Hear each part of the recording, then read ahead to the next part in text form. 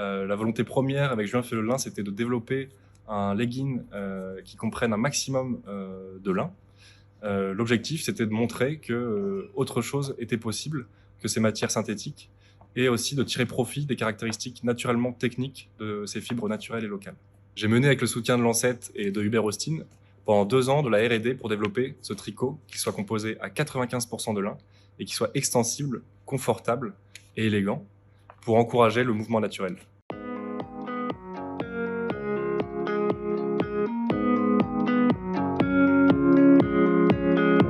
Alors j'ai fait une prépa physique-chimie à Bocorligny. Ensuite j'ai intégré Lancet où j'ai eu l'occasion de faire une année de césure où j'ai travaillé à la Gentle Factory en tant que gestionnaire achat. J'ai ensuite pu partir en Angleterre pour travailler dans des fermes. Et en dernière année, j'ai fait un cursus entrepreneuriat avec l'école centrale de Lille où est née l'idée de mon entreprise Julien Fait-le-Lin.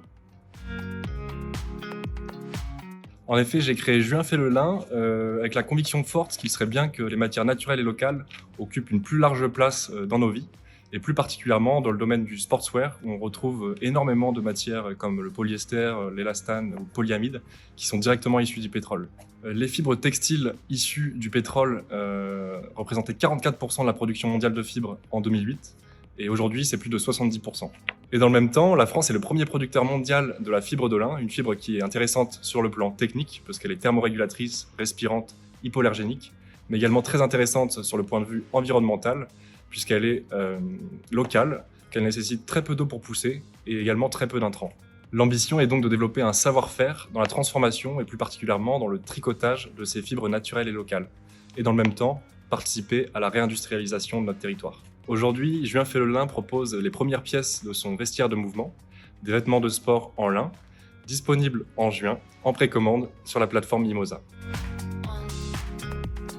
Alors il faut rappeler que l'industrie textile est une des industries les plus polluantes au monde, qu'elle émet énormément de gaz à effet de serre, et qu'elle est aussi responsable d'une grande partie des microplastiques que l'on retrouve dans l'océan aujourd'hui. Les 3 leviers principaux identifiés notamment par le collectif En Mode Climat pour diminuer les émissions de gaz à effet de serre du secteur textile sont la réduction par 2 du volume de vêtements neufs mis sur le marché, mais aussi relocaliser l'industrie textile et enfin encourager le secteur de la réparation et du réemploi. Une envie de liberté et de créativité associée à un besoin d'aller vers des modes de consommation et de production plus respectueux. À ce sujet, j'ai une citation de Thomas Hurier, fondateur de 1083, que j'aime bien et que j'aimerais vous lire. Le réchauffement climatique est un défi si immense qu'on ne sait par où commencer pour y faire face. Peut-être simplement par enrichir sa vie du sens de faire sa part dans les progrès de demain. Alors je l'envisage ici à Roubaix. J'ai récemment emménagé à Tissel, un bâtiment dédié à l'économie circulaire, avec plusieurs autres entreprises de l'économie sociale et solidaire.